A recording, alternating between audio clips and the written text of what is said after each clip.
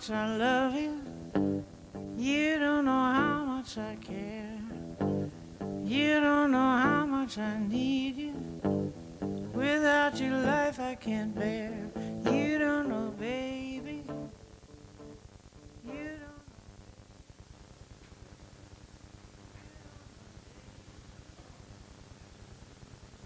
Hello and welcome to another edition of Main Street Democrats. I'm Bruce Pressler, I'm your host. And this week we have, we're talking about the Proposition Yes on 71. It's the California Stem Cell Research and Cures Initiative. And with me tonight are Greg Wasson, Ann Wasson, and Karen Miner, who are with the Yes on 71 organization. And we're going to talk about their personal experiences and then also 71 and stem cell research, the myths and the facts behind it. I'm learning a lot just talking to them before the show here, and a lot of stuff that I did not know.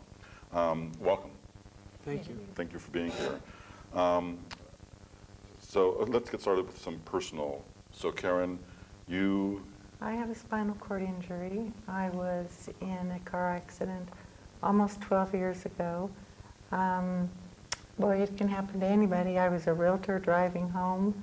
I took a curve a little bit too fast. The sign said slippery when wet, and it was. I went over an embankment, and next thing I knew, I was paralyzed.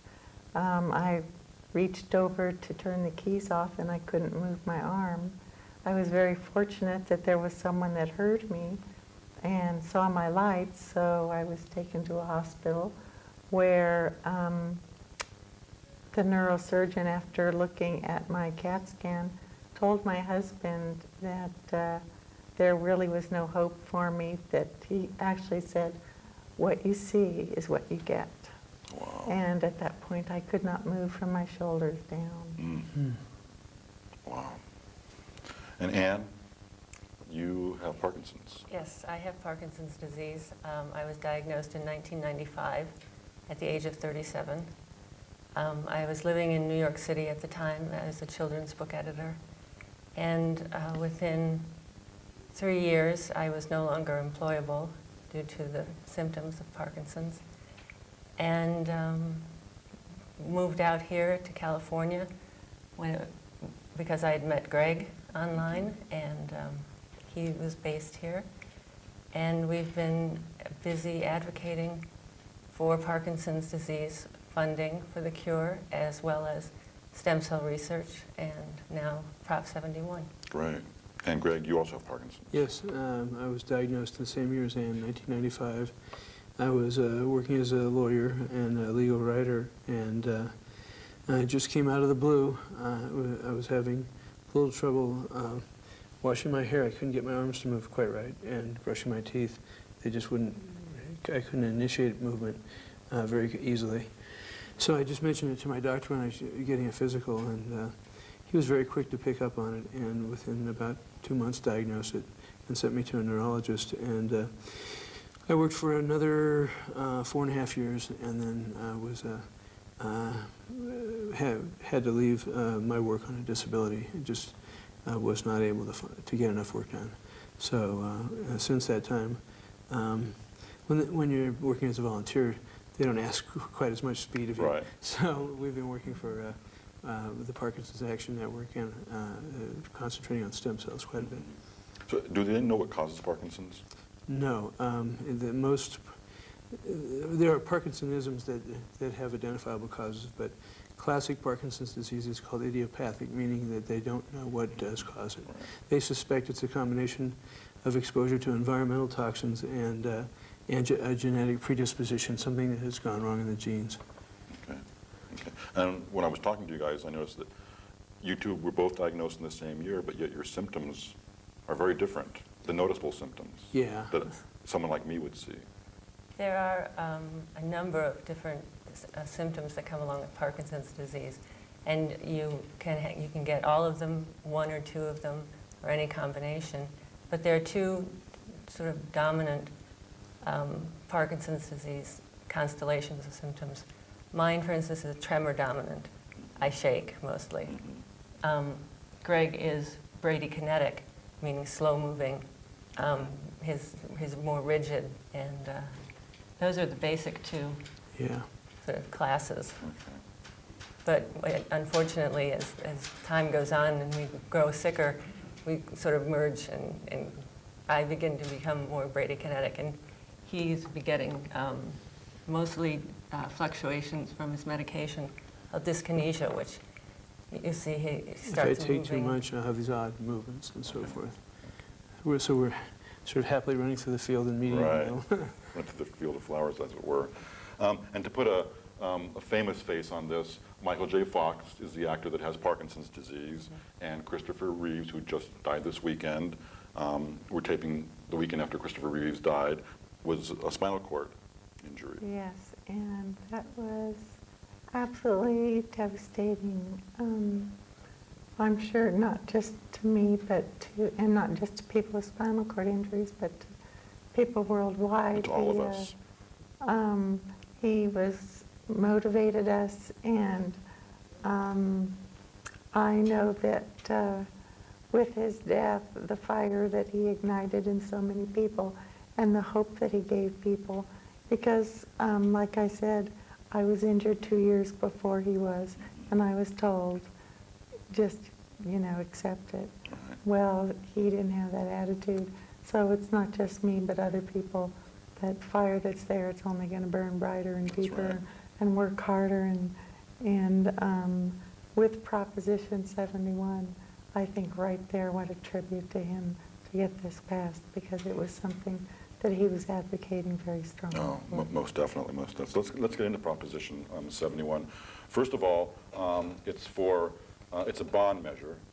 That's right. It's not strictly an initiative. It's a bond measure. It's an initiative which would provide for the issuance of bonds up to $3 billion for research in California on stem cells. Okay. And is stem cell research legal in California? Yes, under legislation passed by Deborah Ortiz in the last 2 years, all forms of stem cell research, embryonic, adult, cord blood, are legal.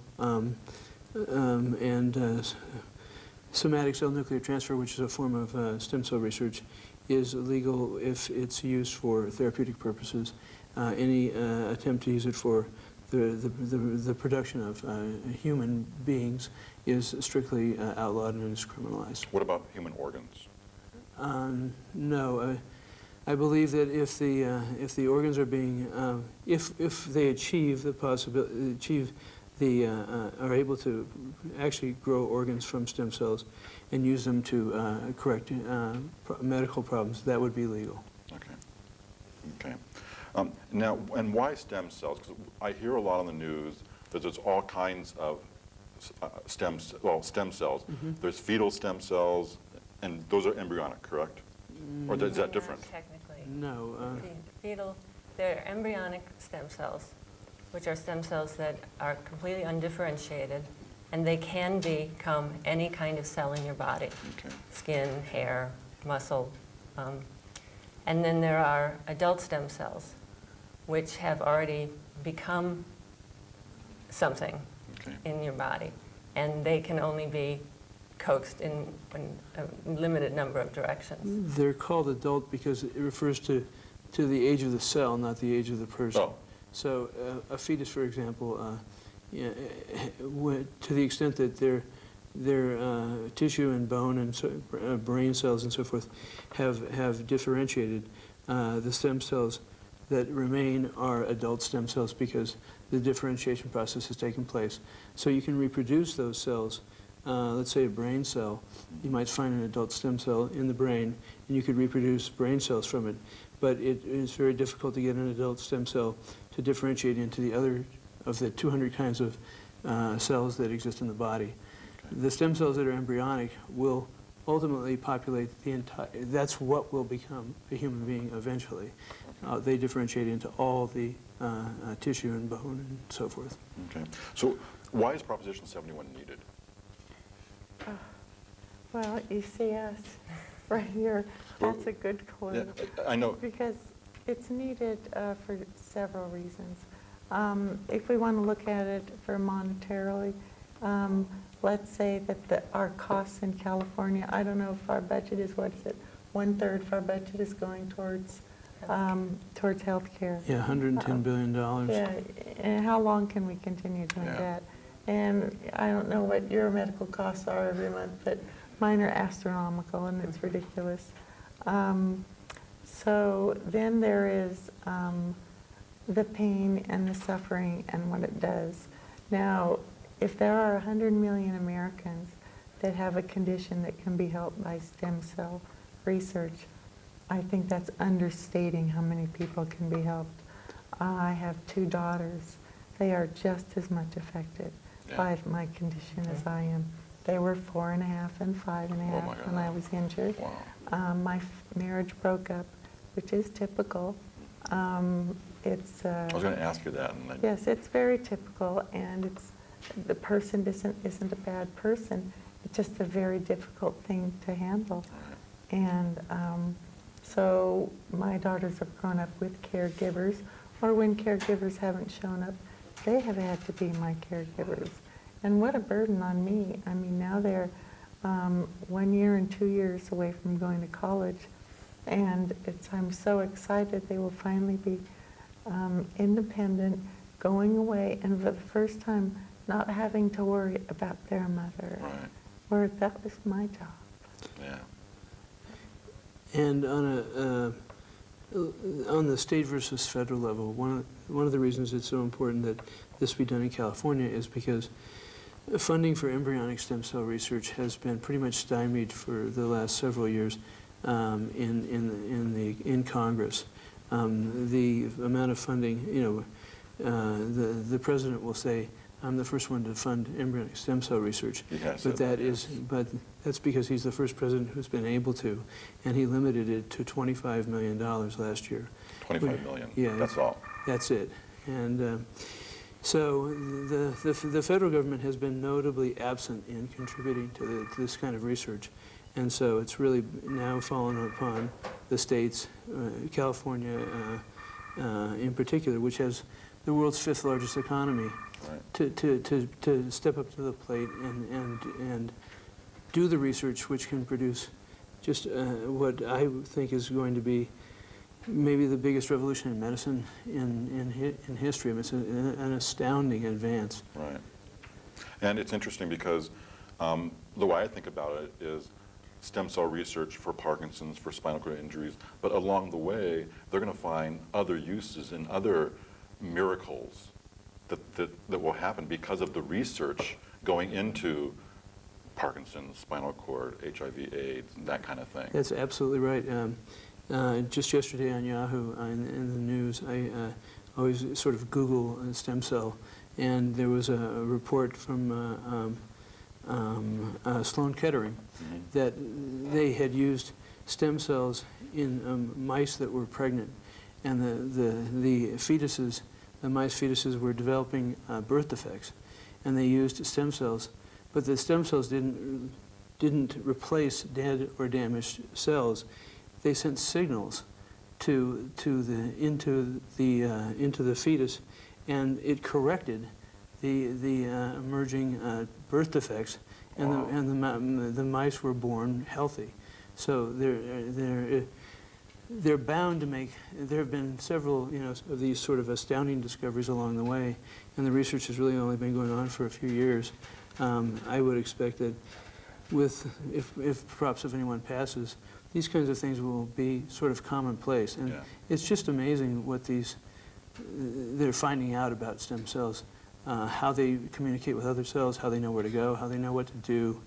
They're largely sort of, if you leave them alone, they do best of all when you implant them. For example, in mice with Parkinson's, they have injected them into basically the bottom of the spine, and in signaling with other cells, the embryonic stem cell knows to go up to the part of the brain that's affected by Parkinson's in the mouse and repopulate the brain with the dopamine-producing cells, and then stop when the cells are sufficient. That's really amazing. That's very amazing, my God. I have a friend who calls them smart cells. Yeah. And I think that's a great name for them because it's true that they're going about their business. and doing a fine job. So these are just stem cells that were implanted into the spine, and then they know what to do. Yeah, the Ron Mackay at NIH and Ole Isaacson at Harvard have described it, and Isaacson has said that it's a beautiful process to behold. Just watching these things do seemingly things that we would think require thought and knowing when to stop. And also cases where there have been secondary injuries or afflictions, and once they have finished repairing the damage in the brain, have moved on to another part of the body and seemingly sent there by other cells, being told that, you know, there's a problem in Sector 7, and in repairing those as well. So Wow. it's been pretty amazing. And I know Karen, I don't know if you actually saw it, but I know you've heard of it, where paralyzed mice or rats. I have seen. Yeah, I've you might been want to talk. to the Beaver Run Research Center. This was about 2.5 years ago, where I saw rats that were once paralyzed walk again. Now, Just from implanting stem cells. yes, and they were Wow. walking, and I mean, it's an incredible feeling, but the other side of the feeling is that was 2.5 years ago, and the rats are still the only ones walking, because it takes millions of dollars for this research. Right. So that is why this money is needed. It can't be done privately. Privately, polio wasn't done privately. No. That's right. Tuberculosis wasn't done privately. It is the job of public money to cure us That's all. right. And it's so close, and there's scientific proof it works. It's like, it's a win-win. And so it is very close. No. I'm talking about years. You know, Yeah, I I know mean- that close can mean 10 years. Yes, close can be 10 years. Oh, yes, absolutely. I do not expect this to pass and to, give this away next No, year. right. No, because, there's a long way to go from a rat to a human. Right. But we know that they've been working with rats for 20 years with stem cells, and now that they have human ones. There's so much research to be done, and some will come a lot more quickly than others, but honestly, it is there, and we've seen it work, and how much longer do we have to wait? Right. I mean, if this halt hadn't happened on August 9th in 2001, who's to say what would Christopher Reeve's condition be today? That's true. Exactly. That's true. He might be alive today because if Bush had funded stem That's cell right. research. Yeah. So let's get down to some brass tacks here. How the funds, we're raising how much money now? Is the bond issue? $3 billion. $3 billion. And how is the money going to be distributed? Well, there will be a Center for Regenerative Medicine created that will oversee grant proposals that come in for research, and they in turn are overseen by a Citizens Oversight Board. And between the two, there will be ethical and scientific standards that will have to be met by these proposals coming in, and the proposals will be studied and either approved or not. And it is all to be research done in California. And will the bond issue affect the economy of the state of California at all? Yes, I mean, the bonds will have to be repaid after 5 years. They're giving it a head start in order for the research to have 5 years to begin to produce some payback. Ultimately, it's expected there was an economic analysis done that if even a modest result is achieved by stem cell research, that it will pay for itself through. Yeah, with interest over 20 years, there will be $6 billion that will have to be paid back. It'll be about $200 billion a year. But they expect that that's the negative. The positive is that independent analysis by economists and others indicate that the revenue to the state from new jobs, reduced healthcare costs, and all of the things attendant with having sick people become well will more than pay for the cost of Most the... definitely. And as Karen was talking, I was thinking, yeah, healthcare costs are going to go down eventually, but yet the jobs created by this whole new industry. Right. But there'll also be patents. Absolutely, that will be that's shared right. with the state, and that will be an ongoing, should be a pretty huge Yes. Yeah. sum of money as time goes on. I Yeah, can't if we quantify that yet, but that is the expectation. And if we attract that biotech and that research to California, those patents, you know, as Karen says, are going to produce royalties, and a cut of that is going to go to California right off the top, Sure. plus the income taxes paid by the people that are going to be making all that money and so Right. forth and so on. So And How many states right now are publicly funding? If California passes 71, will be one of how many states that are funding? two. New Jersey is the only other one New that I know. Jersey. Yeah. So New Jersey and California. California will not only dwarf New Jersey in terms of the amount spent, but will be on November 3rd, if it passes on November 2nd, on November 3rd, California will be the center of biotechnology in the world. It'd be fantastic. That's one reason alone to pass Prop 71, So you know, for just, so all of us are affected by it. Yes. Healthcare costs, jobs, spinal cord injuries. I mean, someday one of your daughters might get into a car accident and she might be helped by absolutely. stem cell research. There, is hope that no one should ever have to go through what the three of us have Yes. had to go Yeah. through. Hopefully, we are a dying breed, and you won't see this. No. I've said that I didn't really understand polio at all until I was in high school and heard about it. And to me, it was a history lesson. Right. Whereas to my stepmother, it just sent shivers up her spine when anyone said the word polio. Yeah.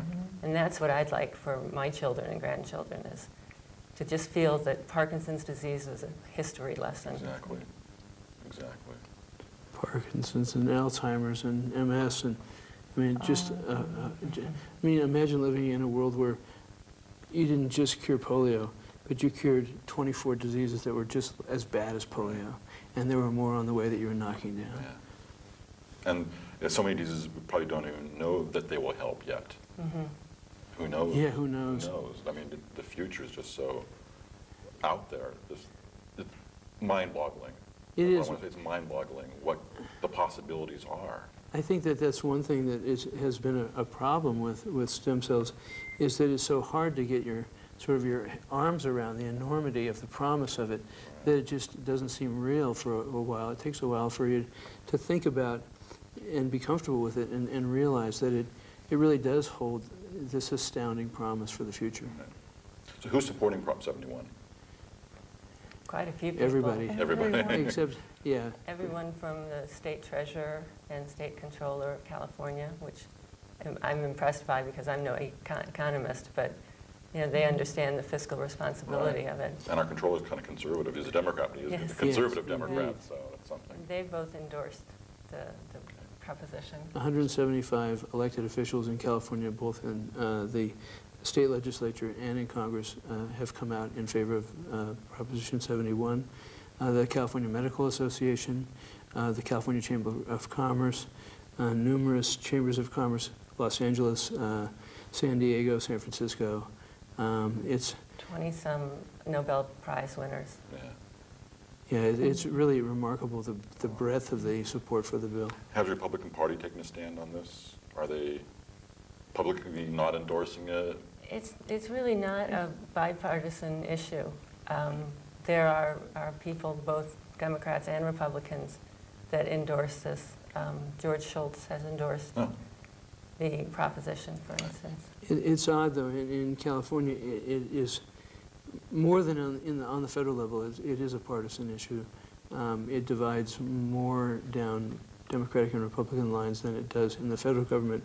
The federal government, it's very bipartisan, with the sent a Dear Colleague letter urging relaxation of the restrictions to President Bush, and there were numerous Republicans, and some very conservative like Orrin Hatch, or Representative Cunningham in Southern California, who signed on to the letter and supported.